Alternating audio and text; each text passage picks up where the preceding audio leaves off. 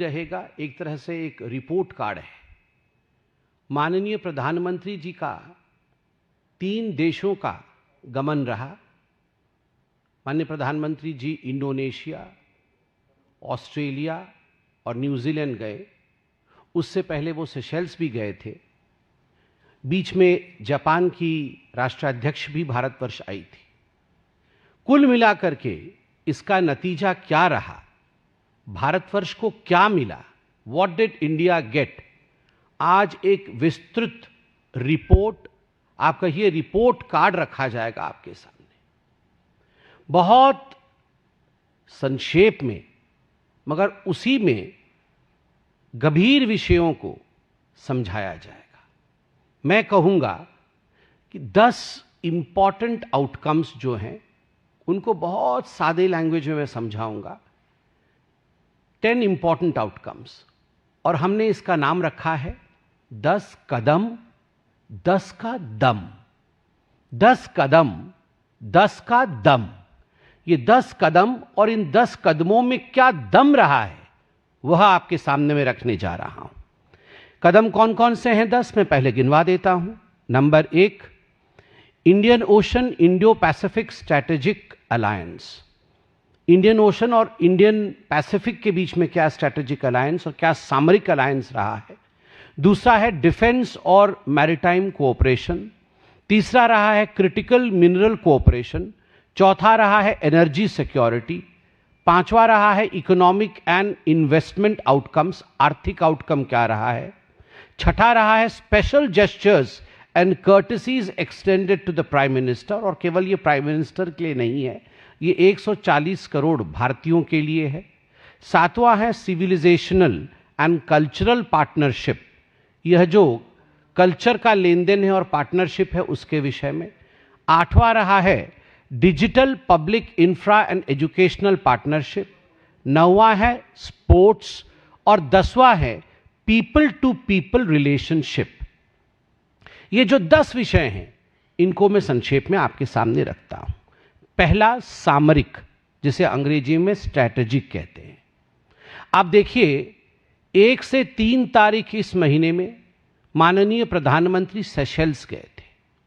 कई लोगों ने पूछा सेशेल्स जाके क्या मिलेगा, और अभी 6 तारीख से जब उनका सफर शुरू हुआ तो वो इंडोनेशिया गए थे।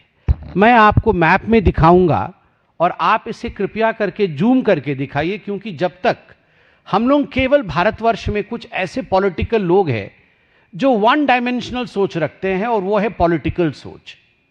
हमें 3D सोच के साथ आगे बढ़ना है। तीनों दिशाओं से देखना है कि कहां कौन देश है और किस देश के जाने से क्या लाभ प्राप्त हो रहा है। आप देख सकते हैं ये विश्व का मैप मैं आपको दिखा रहा हूं। ये 3D नहीं है ऑफ कोर्स, मगर आप इसमें समझने की कोशिश करिएगा। मैं इसको जूम कर रहा हूं। ये भारतवर्ष है। प्रधानमंत्री सेशेल्स गए थे, ये सेशेल्स है। ये इंडियन ओशन है।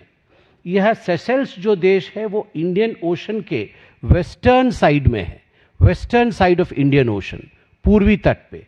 और दूसरी तरफ आप देख सकते हैं इंडोनेशिया, ये इंडोनेशिया है।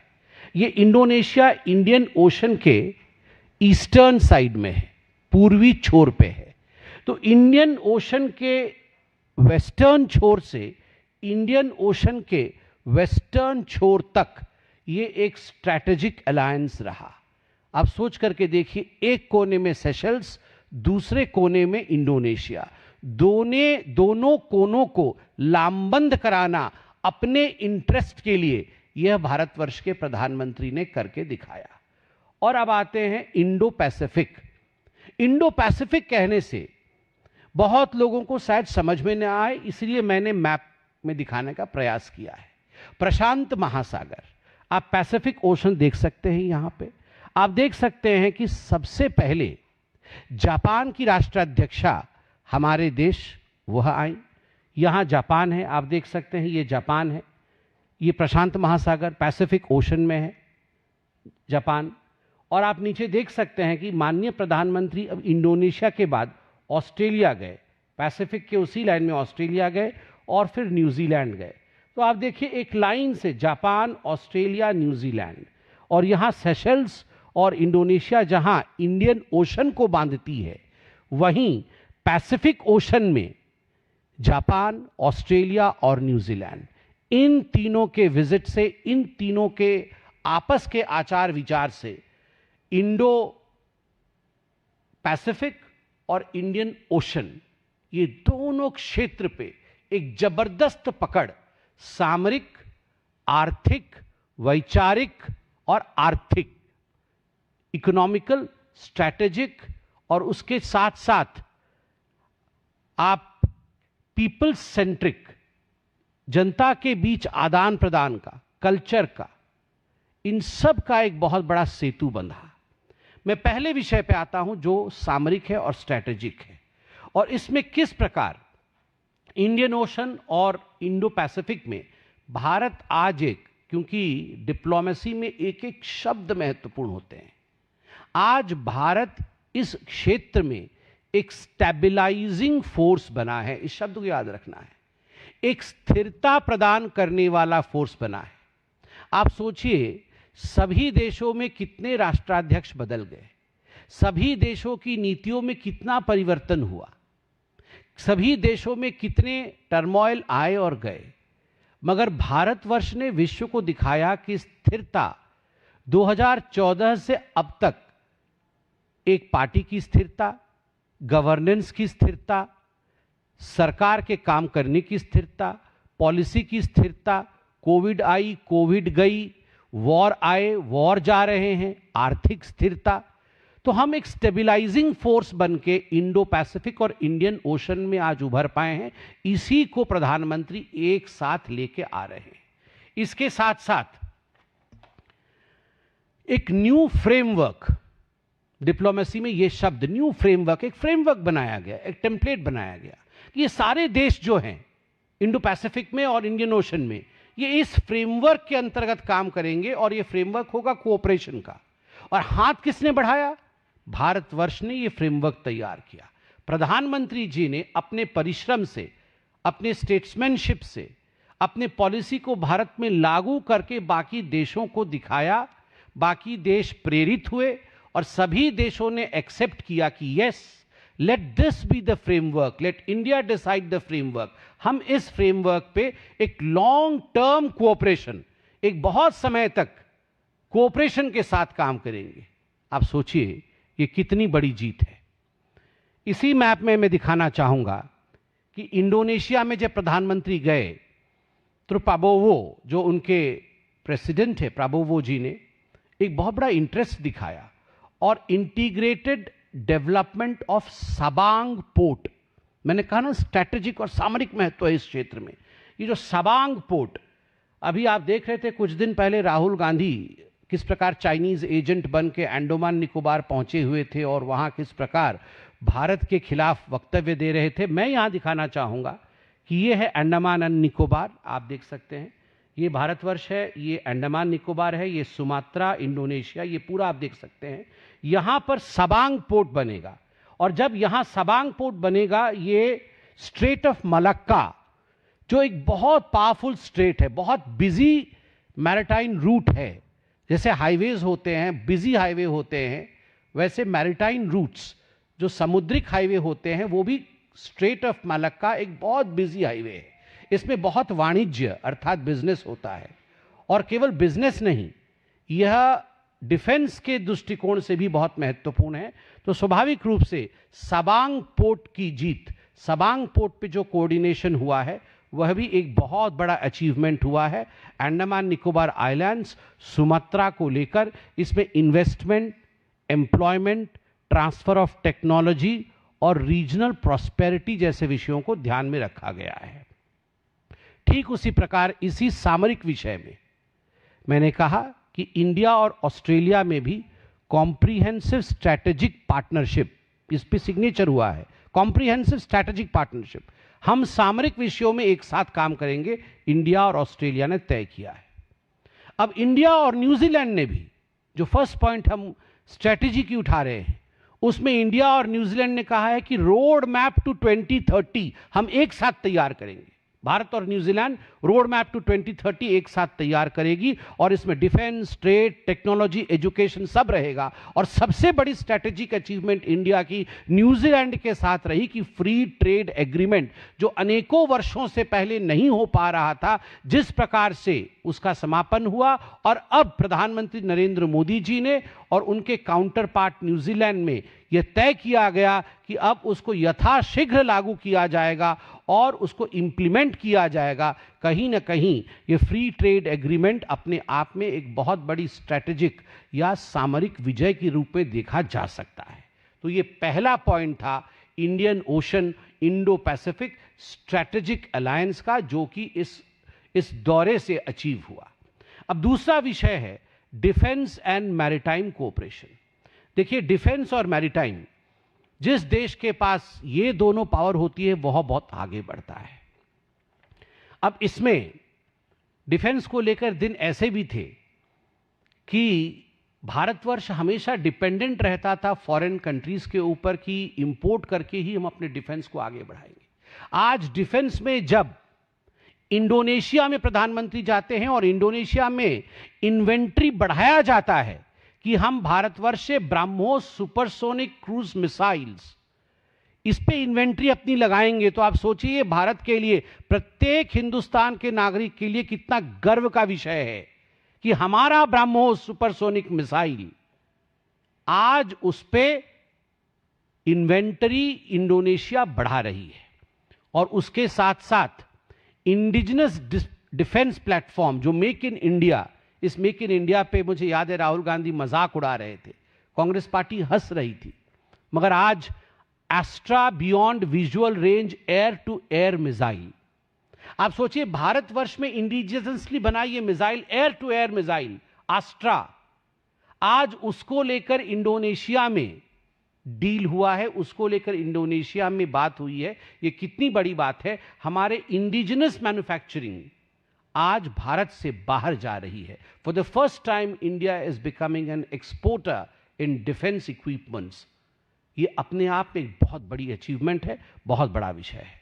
ठीक उसी प्रकार जैसे मैंने कहा मैरीटाइम, समुद्र, इंडियन ओशन और इंडो पैसिफिक इतना बड़ा समुद्री क्षेत्र है, बहुत लोगों की नजर गड़ी हुई है कि किस प्रकार से हम इस पे एक्वायर कर ले, हम इसका आधिपत्य हासिल कर ले, मगर भारतवर्ष ने किस प्रकार से सबको मिला करके, सबका साथ, सबका विश्वास के साथ आगे बढ़ा और joint declaration on defence and security cooperation ये किया है ऑस्ट्रेलिया के साथ। डिफेंस में एक जॉइंट कोऑपरेशन होगा, सिक्योरिटी में भी, और maritime security collaboration road map Australia के साथ हम किस प्रकार एक मैरीटाइम सिक्योरिटी कोलैबोरेशन हो सकता है। वो जो समुद्री क्षेत्र है ऑस्ट्रेलिया के साथ, वहां भारत और ऑस्ट्रेलिया एक साथ कैसे काम कर सकते हैं। और इसमें सबसे बड़ी बात है जो मुझे आज बहुत खुशी हो रही है कहने के लिए, और इसे आप बढ़ा चढ़ा के प्रमोट भी करिए, Indian and Australian warships to be serviced in each others dock. India में डॉक है तो ऑस्ट्रेलिया की वॉरशिप की सर्विसिंग, मरम्मत इंडिया के डॉक में हो सकती है। भारत के वॉरशिप निकले हुए हैं, बीच में मालूम पड़ा कि वॉरशिप में कोई गड़बड़ी आई हुई है, तो घर वापस आके ठीक होके जाने की जरूरत नहीं है, रीफ्यूएलिंग के लिए घर वापस आने की जरूरत नहीं है। हमारा भाई बैठा है ना ऑस्ट्रेलिया, ऑस्ट्रेलिया में वो डॉकिंग कर सकता है और ऑस्ट्रेलिया में वो रीफ्यूएलिंग कर सकता है, उसकी मरम्मत हो सकती है, और देश को बचाने के लिए एक बहुत बड़े क्षेत्र में ये जो मैरीटाइम कोऑपरेशन है ये एक इतिहास रच रहा है। इसके साथ ही इंडिया और न्यूजीलैंड के बीच में एक बहुत महत्वपूर्ण समझौता हुआ है। इंडियन नेवी एक कंपोनेंट है। इंडियन नेवी और न्यूजीलैंड का जो डिफेंस फोर्स है, इन दोनों के बीच समझौता हुआ है कि इंडियन नेवी और न्यूजीलैंड के डिफेंस फोर्स एक साथ मिलकर काम करेंगे और मेमोरेंडम ऑफ अरेंजमेंट, एक मेमोरेंडम साइन हुआ है, memorandum of arrangement on maritime cooperation. जो समुद्र है उसमें हम सब मिलके कैसे कोऑपरेट करें, वहां एक साथ हम आगे बढ़े, ये मैरीटाइम कोऑपरेशन का अरेंजमेंट एक मेमोरेंडम के रूप में भी साइन हुआ है इंडिया और न्यूजीलैंड के बीच में। ठीक उसी प्रकार मैरीटाइम सिक्योरिटी डायलॉग, यह भी आरंभ हुआ है। यह दूसरा पॉइंट था। तीसरा मैंने कहा कि क्रिटिकल मिनरल कोऑपरेशन, आज का जमाना, आज का भारत, आज का विश्व उसी का है जिसके पास क्रिटिकल मिनरल्स है, जिसके पास सही मिनरल्स है आगे बढ़ने के लिए। मैं बहुत हर्ष के साथ और खुशी के साथ कहना चाहता हूं, 2 वर्षों में 24 महीनों में भारतवर्ष ने प्रधानमंत्री नरेंद्र मोदी के नेतृत्व में एक रिकॉर्ड बनाया है। क्या रिकॉर्ड बनाया है? 2 वर्षों में भारतवर्ष ने 35 देशों के साथ, मेरे पास वो मैप भी है, 35 देशों के साथ अपना रेयर अर्थ एलिमेंट और मिनरल कंपोनेंट को लेकर समझौता किया है। 35 देशों में से 24 देशों के साथ ये समझौता पूरा हो चुका है और 11 देशों के साथ समझौता पूर्ण होने के कगार पे है। केवल 24 महीने में 35 देशों के साथ क्रिटिकल मिनरल्स को लेकर समझौता। भूतो न भविष्यति, पहले कभी ऐसा नहीं हुआ था और आगे ऐसा होने की संभावना भी कम है। जरूर होगी, मगर यह प्रधानमंत्री का नेतृत्व है। और इसमें इस बार जो टूर रहा प्रधानमंत्री का, क्या अचीवमेंट रहा है? Supply chain in critical minerals बढ़ा है, जिससे कि क्लीन एनर्जी टेक्नोलॉजी मिली है, इलेक्ट्रिक मोबिलिटी मिली है और एडवांस मैन्युफैक्चरिंग हुआ है। इंडिया और ऑस्ट्रेलिया का क्या लाभ हुआ है? तो एक क्रिटिकल मिनरल कॉरिडोर में इंडिया अब ऑस्ट्रेलिया से क्या मिलेगा, क्या लेगा? लिथियम, कोबाल्ट और रेयर अर्थ। लिथियम, कोबाल्ट और रेयर अर्थ ये ऑस्ट्रेलिया से लेगा। और ये केवल एक आदान प्रदान वाला विषय नहीं कि हम खरीद लेंगे, तुम हमसे पैसे लो और हमें दे दो, ऐसा नहीं है। को इन्वेस्टिंग, मतलब जहां भी ये पूरा प्रक्रिया चलेगी, रेयर अर्थ निकालने का, मिनरल्स निकालने का, कोबाल्ट निकालने का, लिथियम निकालने का, वहां हमारी कंपनियां भी को इन्वेस्टर्स होंगी। उन्होंने निकाल दिया और हमें दे दिया, ऐसा नहीं है। उनको विश्वास है, ऑस्ट्रेलिया को विश्वास है कि आज की इंडिया की कंपनी में इतना दम है, आज के भारत में इतना दम है कि वो भी इन्वेस्ट करके हमारे साथ कंधे से कंधे मिला करके ये मिनरल निकाल सकती है। तो लिथियम, कोबाल्ट और रेयर अर्थ्स ऑस्ट्रेलिया से आएगा। इंडिया और इंडोनेशिया के बीच जो करार हुआ है, इसमें आप जानते हैं इंडोनेशिया के पास एक बहुत बड़ा, शायद वर्ल्ड का one of the biggest reserves of nickel है। निकेल एक बहुत आवश्यक कंपोनेंट होता है, तो उसको लेकर भी एक पार्टनरशिप हुई है, जिसमें कि इलेक्ट्रिक व्हीकल्स, बैटरीज और क्लीन एनर्जी टेक्नोलॉजी का भी आदान प्रदान होगा। तो ये था हमारा क्रिटिकल मिनरल कंपोनेंट, जो कि अपने आप में एक बहुत बड़ा अचीवमेंट है। अब मैं एक महत्वपूर्ण सेगमेंट पे आ रहा हूं, जिसका नाम है एनर्जी सिक्योरिटी। मैं इसमें एक पेपर कटिंग दिखाना चाहूंगा 2010 का। 2010 में एक महत्वपूर्ण अंग्रेजी न्यूज़पेपर का हेडलाइन है, Australia rules out selling uranium two India. Australia ने भारतवर्ष को यूरेनियम देने से मना कर दिया 2010 में। मगर धन्यवाद मोदी जी, धन्यवाद भारत के 140 करोड़ जनता, धन्यवाद सरकार और धन्यवाद आप सब लोग, आप सबका ये एफर्ट रहा है कि आज इंडिया और ऑस्ट्रेलिया के बीच में मोदी जी के इस टूर के पश्चात समझौता हुआ कि अब ऑस्ट्रेलिया इंडिया को यूरेनियम देगा। It will give uranium for civil nuclear energy programme. और जो भारतवर्ष का स्वप्न था, जिसे निर्मला सीतारमण जी ने भी अनाउंस किया था बजट के समय, और जिसे प्रधानमंत्री जी का ड्रीम प्रोजेक्ट माना जाता है कि 100 gigawatt nuclear power capacity by 2047, ये अचीव होगा जब ये यूरेनियम ऑस्ट्रेलिया से भारतवर्ष आएगा। आप सोचिए, जिस ऑस्ट्रेलिया ने यूरेनियम देने से मना किया था, उसी ऑस्ट्रेलिया ने आज भारतवर्ष को यूरेनियम दिया है। न्यूजीलैंड ने इंडिया के साथ ग्लोबल बायोफ्यूल अलायंस ज्वाइन किया है, यह अपने आप में बड़ी बात है। मैंने कहा था कि 5वां पॉइंट रहेगा आपके concrete economic and investment outcomes. इस टूर से इन्वेस्टमेंट कितना आया, क्या इकोनॉमिक या आर्थिक लाभ हुए। सबसे बड़ा विषय है इंडिया और Australia. India Australia economic cooperation and trade agreement, ECTA जो है, India Australia economic cooperation and trade agreement, ये रीअफर्म हुआ है, ये कमिटमेंट आगे बढ़ाया गया है। और comprehensive economic cooperation agreement CECA हुआ है, अर्थात दोनों देशों के बीच में एक बहुत बड़ा आर्थिक कोलैबोरेशन इंडिया और ऑस्ट्रेलिया के बीच में। और खुशखबरी कि जो ऑस्ट्रेलिया सुपर है, जो one of the biggest fund holders है ऑस्ट्रेलिया का है, ऑस्ट्रेलिया सुपर ने कहा है कि वो भारतवर्ष में एक एडिशनल इन्वेस्टमेंट करेगा ऑस्ट्रेलियन डॉलर 500 मिलियन का, जो कि लगभग एक बहुत बड़ा अमाउंट होता है। और इंडिया के national investment infrastructure fund NIIF, national investment infrastructure fund में ये $500 मिलियन ये ऑस्ट्रेलियन सुपर इन्वेस्ट करेगी। अब इंडिया में ऑस्ट्रेलियन डॉलर का टोटल, ऑस्ट्रेलियन सुपर का टोटल जो इन्वेस्टमेंट रहेगा वो लगभग ऑस्ट्रेलियन डॉलर 3.3 बिलियन का रहेगा। आप सोचिए कितने बड़े तादाद में इन्वेस्टमेंट भारतवर्ष में ऑस्ट्रेलिया कर रही है। इंडिया और न्यूजीलैंड, इंडिया और न्यूजीलैंड का जो बायलैटरल ट्रेड है वो डबल हुआ है, ये डबल करने का टारगेट लिया गया है, target of doubling the bilateral trade to New Zealand dollar 7 billion, 7 billion तक करने की, अर्थात अप्रॉक्सीमेटली 35,000 करोड़ का बायलैटरल ट्रेड हो। इस एम्बिशन के लिए MOU इत्यादि साइन किए गए हैं और ये कब तक होगा? 2030 तक होगा। और जो जैसे मैंने आपको शुरू में बताया था, फ्री ट्रेड एग्रीमेंट, इसकी एंट्री हो और इंप्लीमेंटेशन हो, यह अपने आप में एक बहुत बड़ा अचीवमेंट रहा है।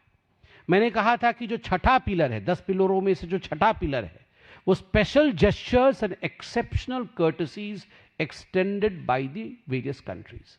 स्पेशल जेस्चर्स होते हैं और कर्टसीज होते हैं।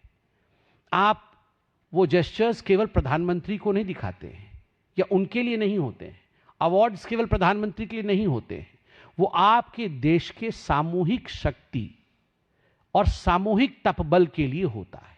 140 करोड़ भारतीयों का क्या बल है आज विश्व में, उस कारण से प्रधानमंत्री जी को सर्वोच्च नागरिक अवार्ड दिए जाते हैं। उस कारण प्रधानमंत्री को रिसीव करने के लिए खुद राष्ट्राध्यक्ष आते हैं।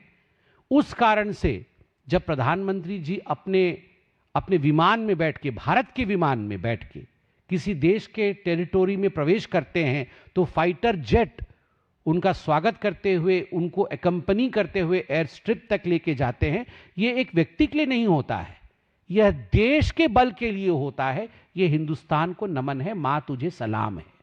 तो मैं कहना चाहूंगा कि प्रेसिडेंट प्राबोवो सुबियांतो इंडोनेशिया के, वो पर्सनली प्राइम मिनिस्टर को जकार्ता एयरपोर्ट में रिसीव करने भी आए और उनको छोड़ने भी आए डिपार्चर के समय, और साथ में 4 सीनियर इंडोनेशिया के मिनिस्टर भी रहे। इंडोनेशिया के फाइटर जेट एयरक्राफ्ट ने एस्कॉर्ट भी किया और प्रेसिडेंट प्राबोवो खुद प्रधानमंत्री जी के साथ हेलीकॉप्टर में यूनेस्को वर्ल्ड हेरिटेज प्रम्बनान टेम्पल के कॉम्प्लेक्स में गए, जो कि योग्यकर्ता में स्थित है। हम धन्यवाद देना चाहेंगे इंडोनेशिया के राष्ट्राध्यक्ष को, प्राइम मिनिस्टर को, इस प्रकार से सम्मान देने के लिए। आपका बहुत बहुत धन्यवाद। यह आपने केवल मोदी जी को नहीं, आपने 140 करोड़ देशवासियों का सम्मान किया है। और माननीय मोदी जी को इंडोनेशिया के जो हाईएस्ट पब्लिक अवार्ड है, जिसका नाम है Bintang Adipurna of the Republic of Indonesia, उससे भी नवाजा गया है। न्यूजीलैंड में उनके प्राइम मिनिस्टर क्रिस्टोफर लक्सन, वो खुद रिसीव करने के लिए रेडी थे एयरपोर्ट में, और उन्होंने उन्हें डिपार्ट भी किया, मतलब डिपार्चर के समय भी वो मौजूद थे।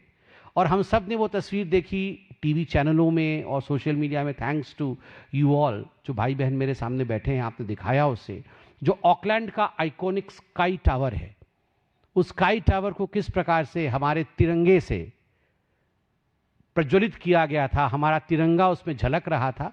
यह पूरे देश के लिए एक गौरव का विषय था। इंडिया और न्यूजीलैंड के बीच जो वार्मथ ऑफ फ्रेंडशिप है वो दर्शाता था। ये बहुत बड़ी बात है। और तीनों ही देशों में कम्युनिटी इवेंट हुए और पार्टिसिपेशन में तीनों देशों के राष्ट्राध्यक्ष भी रहे। सातवां पॉइंट मैंने कहा था कि civilisational and cultural partnership deepens further.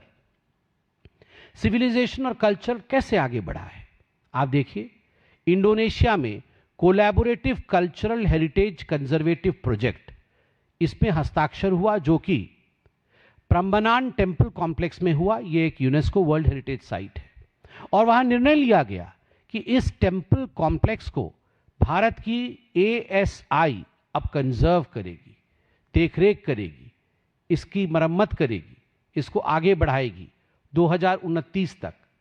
तो ये पूरे भारतवर्ष में आप देखिएगा मोदी जी के नेतृत्व में ये कितने बड़े क्षेत्र में, कितने देशों में ये काम शुरू हुआ है, मैं गिनवाता हूं। ये हेरिटेज कंजर्वेशन प्रोजेक्ट्स, प्रम्बनम तो हुआ ही इंडोनेशिया में, माइसॉन सैंक्चुरी इन वियतनाम, अंकोर वत और ताफोम कंबोडिया में है, वात पाओ टेम्पल कॉम्प्लेक्स लाओ में है, रामना काली टेम्पल और जॉय काली माता टेम्पल ये बांग्लादेश में है, तिरुकेथीश्वरन टेम्पल श्रीलंका में है और श्रीनाथ जी टेम्पल बहरीन में है। इन सब में भारत सरकार कल्चरल बढ़ावे के साथ साथ इनको कंजर्व करने का काम भी कर रही है। इसमें एक बहुत बड़ा अचीवमेंट सिविलाइजेशनल रहा है। ऑस्ट्रेलिया को मैं आज धन्यवाद देना चाहूँगा पार्टी के प्रवक्ता के नाते, और प्रधानमंत्री जी को धन्यवाद देना चाहूँगा तमिलनाडु के लिए इतना कुछ करने के लिए। ऑस्ट्रेलिया से 3 आर्टिफैक्ट्स रिपैट्रिएट हुए। एक, ये सब एंशिएंट इंडियन आर्टिफैक्ट्स थे, उनमें एक मेटल ट्राइडेंट त्रिशूल है, मेटल का त्रिशूल है जो डिपिक्ट करता है गॉडेस भद्रकाली को, भगवती भद्रकाली को, उसे आज भेजा गया है भारत। उसके साथ ही एक पत्थर की, एक पाषाण की मूर्ति है भगवान नंदी की, उसे भी भेजा जा रहा है भारत को। और ठीक उसी के साथ एक षडांग, षडांग मतलब 6 सिर के, 6 हेडेड कार्तिक्य, जिनका नाम सन्मुख है, षडमुख, षडमुख मतलब 6 मुख जिनका हो, षडानन, तो षडमुखम कार्तिक जी की भी एक पाषाण की मूर्ति, यह भी भारतवर्ष आ रही है। और ये तीनों आर्टिफैक्ट जो है वो तमिलनाडु के तंजावुर और तिरुवरूर जिले के हैं। ये तमिलनाडु के लिए भी आज एक तरह से सेलिब्रेशन का टूर रहा प्रधानमंत्री जी का।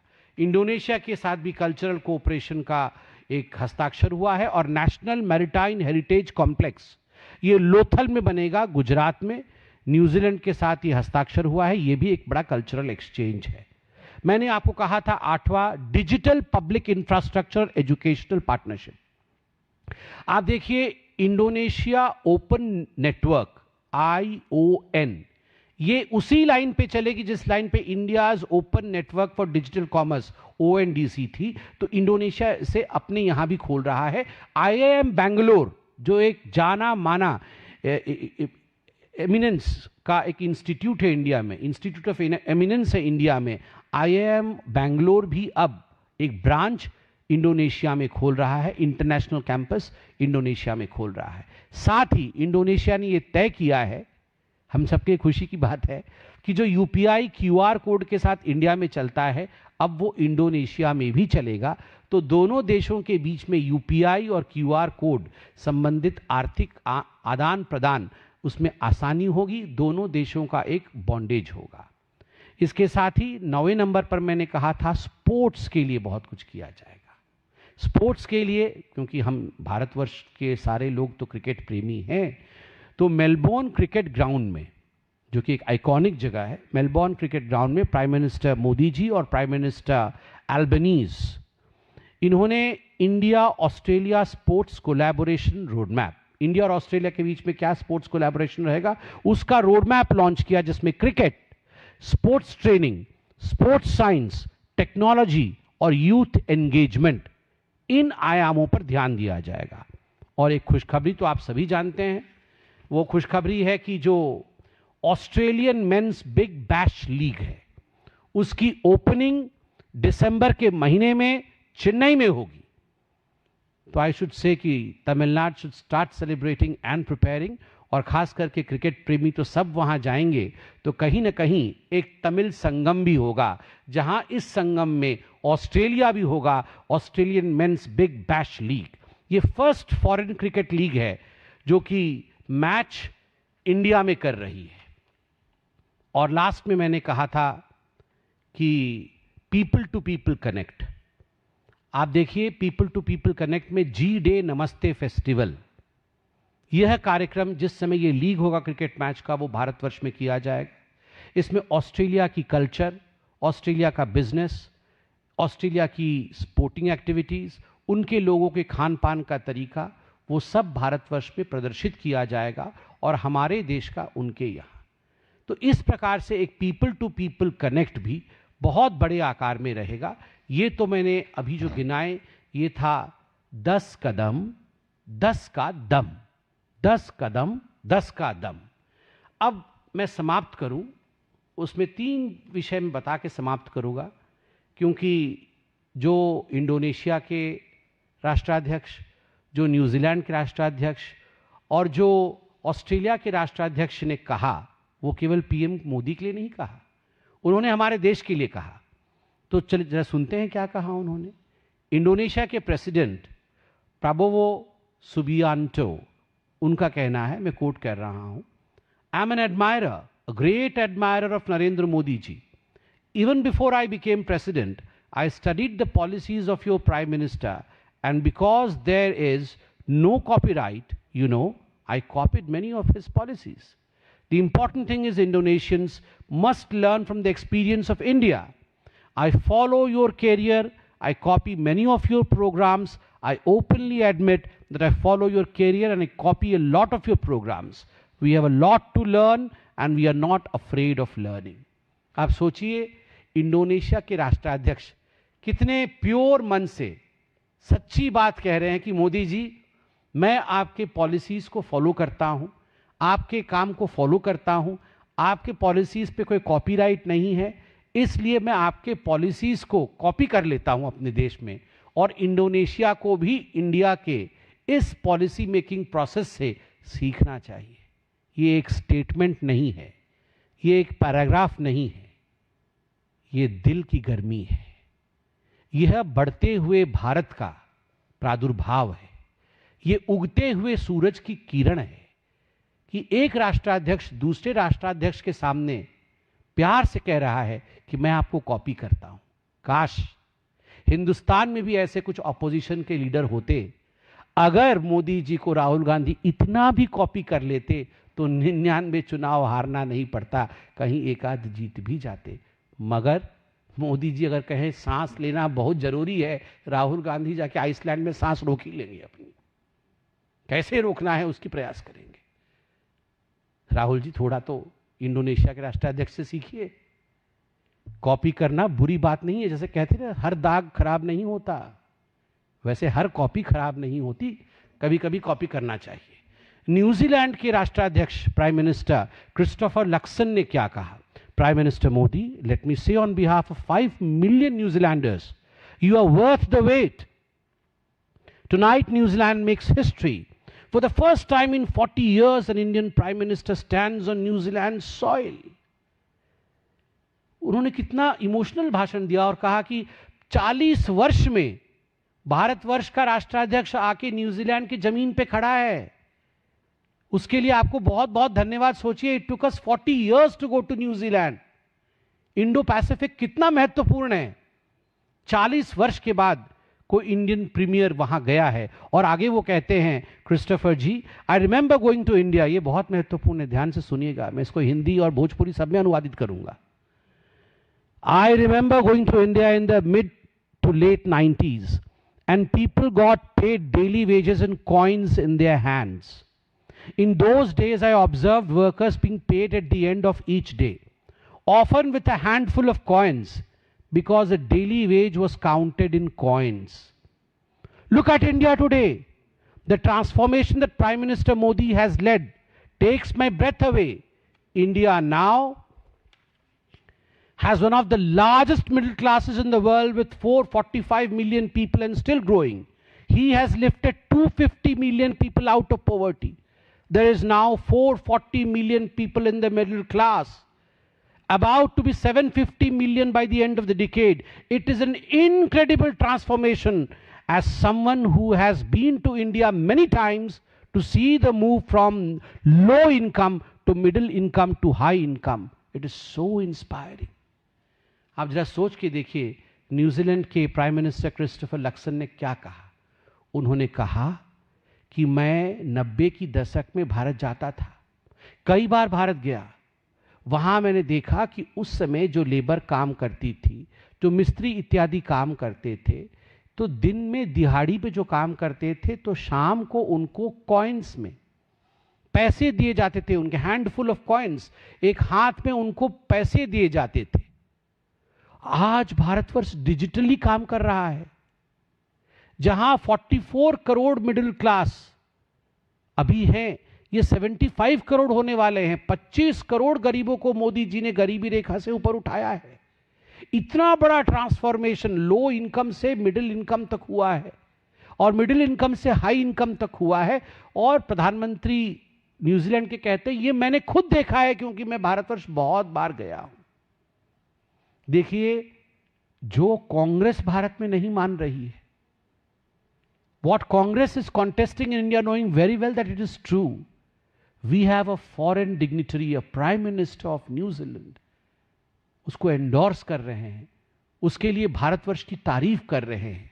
मुझे लगता है हमारे ऑपोजिशन को भी कुछ सीखना चाहिए, और न्यूजीलैंड के प्राइम मिनिस्टर को थोड़ा मुझे लगता है हमें भी भेजना पड़ेगा। वो राजीव गांधी जी ने कहा था, वो जो हैंडफुल ऑफ कॉइन से वो भी पूरे नहीं होंगे ना, क्योंकि राजीव गांधी जी ने उसी समय कहा था, मैं तो एक कॉइन भेजता हूं तो उसका 1/4 हिस्सा ही पहुंचता है, तो वो कॉइन भी पूरा नहीं है।